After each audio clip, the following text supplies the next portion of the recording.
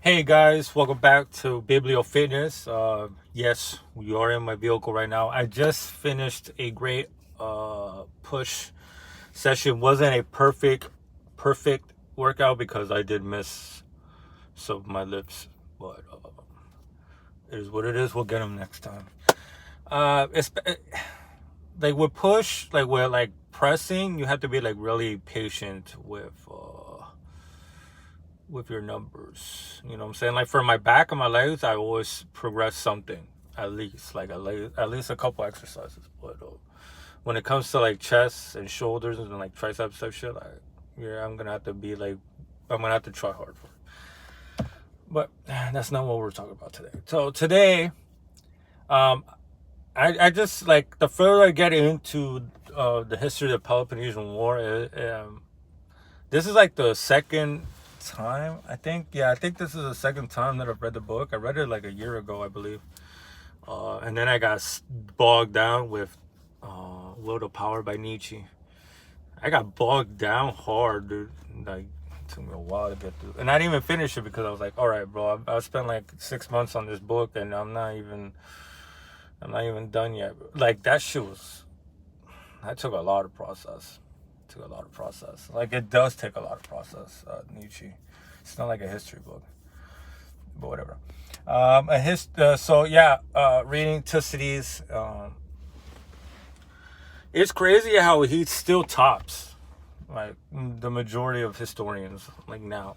You know what I'm saying? Like, there's a reason he's like considered an ideal, like a standard. Like some people find like, oh, there are like I think I've said before, like there are moments where it's just an absolute drag and it's providing me information that I am not interested in any way whatsoever. I am not going to remember every single goddamn island, every single goddamn city that's raided and the lands are ravaged and razed because they went into a siege. And since we're talking about way in antiquity, they obviously had terrible logistics. Therefore, they weren't able to stay as an invading force in another person's territory for a long time. I think the first truce, I got to the first truce between Athens and the Lacedaemonians after I believe it was like 11th year, like the 10th or 11th year of the war. It was supposed to be a 30-year truce and only lasts like 6. And apparently it doesn't even it's not even actual peace. Like, they're still not doing what they were supposed to be doing to respect the treaty that they made. So, but one instance that Thucydides really highlights eloquently throughout this conflict is the first city to really go through its political revolution, and that's Corcyra. And Corcyra is one of the original instigators of the entire conflict between that city and its patron city, or mother city as they call it, Corinth. So they're going through a revolution. You got the oligarchs. Like, this is like basically the narrative that Thucydides presents in the book, is that oligarchs are usually going to go for the Spartans, and the Democratic parties, or the Democrats, or the populists, or whatever, are going to go with the Athenians. So war breeds conflict. War creates conflict, and war also creates wonderful opportunities.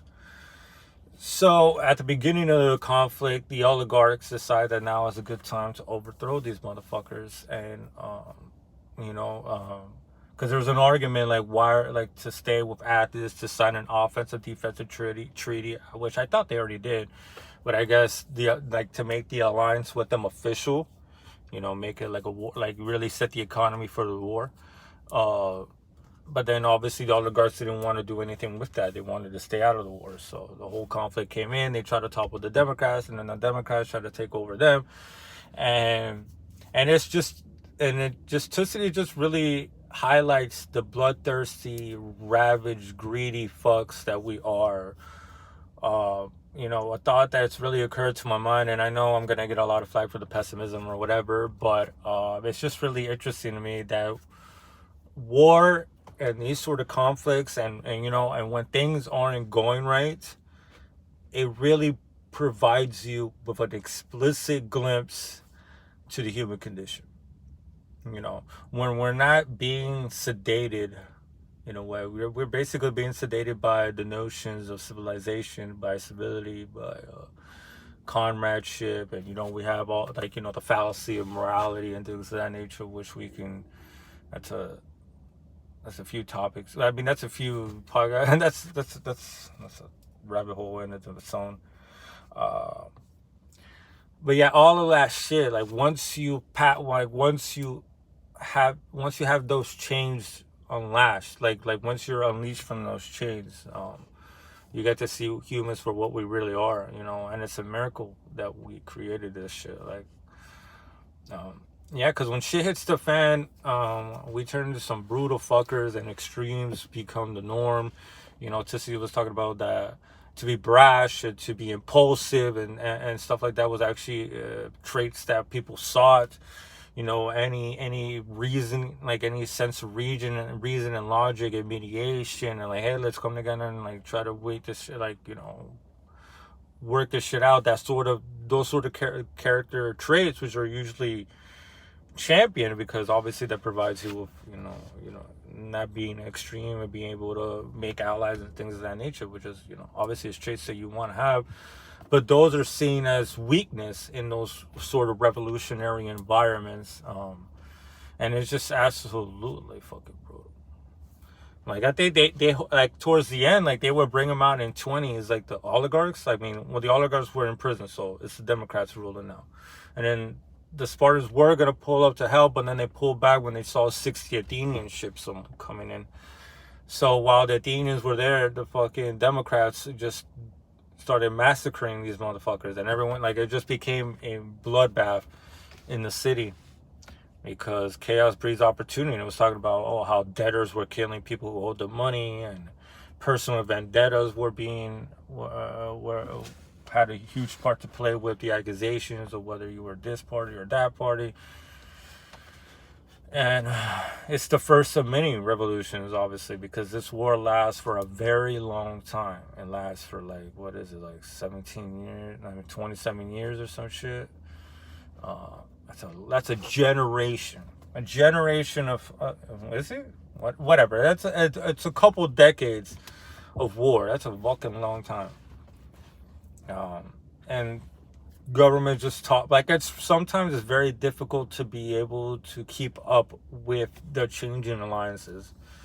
It's absolutely crazy. Like, Argos tries to go with Sparta, and then tries to go with Athens, and then goes with Sparta, and then goes back with Athens, and I'm like, fuck, dude, like, it's so crazy, man. But it's really cool, the battles.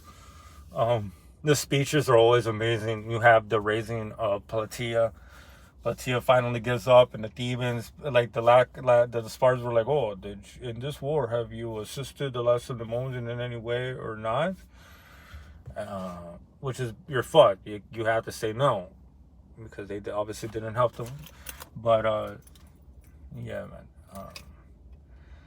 This book is crazy. I feel like Nietzsche really changed my perception of things, and it's not just that. It's just like, I don't know.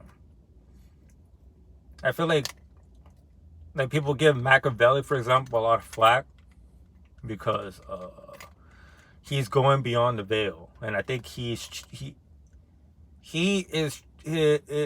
showing that the game is fake, which is like a rule that you can't break, I guess. Like, I think low key it's secretly an agreement that we all have with each other, but we never want to say it out loud because we don't want to, like, actually admit it. So, like, verbally admit it or acknowledge the existence, that the only way to get what you really want, and like in these sort of environments, like these really high stakes environments, it's all about realpolitik. It's all about power politics. It's all like how Machiavelli says it is, to be absolutely brutal. Show no mercy, like be very deceptive and use people and stuff like you have to do, like, he's the ultimate what's the name of it? Oh my god, what's the name of this motherfucker? Pragmatist. There we go. I am so sorry. is to be the ultimate pragmatist, to do what is necessary in order to achieve your goals. And in order to do that, and Nietzsche also says it, is that you have to go beyond the pale of morality and realize the sense of good and right, and good and bad and justice and all this shit. It narrows your point, it narrows your view.